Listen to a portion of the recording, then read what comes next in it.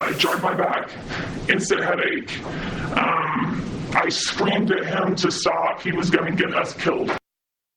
Tonight, we're hearing a KCFD whistleblower speak for the first time.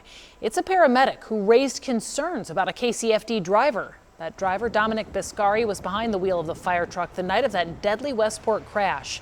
3 people died in late 2021 after the fire truck and SUV collided. This complaint was filed nearly 3 months before the deadly crash. It's something KSHP 41 investigator Cameron Taylor first reported about in August. Cameron, I understand you've learned police spoke with the whistleblower as part of their investigation into that crash. That's right, Caitlin. You might remember this email we told you about with the subject line, horrendous driving. This was about Biscari's driving of an ambulance, but there's also an audio recording. It details her concerns and what she says happened after.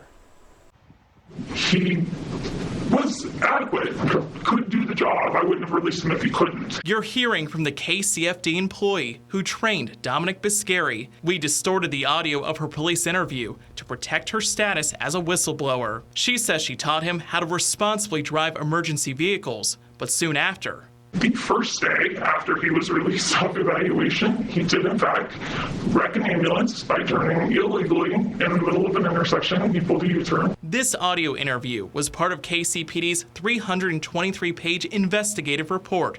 It looked into the deadly Westport crash. Nearly 3 months before the crash, the paramedic filed a complaint about Biscari's driving of an ambulance. She sent it to her captain and battalion chief in late September of 2021. In that email and her interview with police, she described 3 incidents on the same shift. It's the last one she says was the worst. He had been doing at least 45, 50 miles an hour, if not faster. And it bottomed out the truck in the middle of the hill. Jarred my back, instant headache.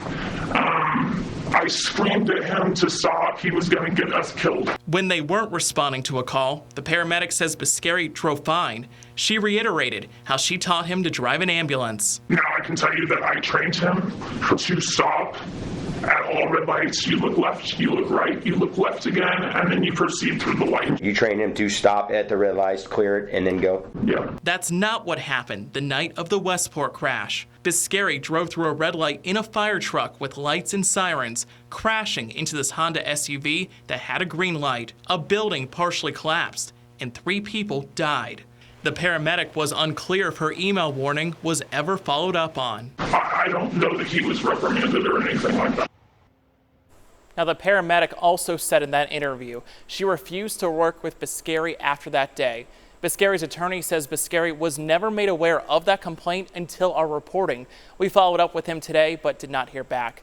Now, in court documents we told you about in September, top KCFD leaders testified they didn't know about the complaint until after the Westport crash. A KCFD spokesman says he did not have any new information for us today. Now, 2 months ago, we found out about a plea deal for Biscari. He was placed on probation for 3 years after being charged with 3 counts of involuntary manslaughter. For the KSHP 41i team, I'm Cameron Taylor.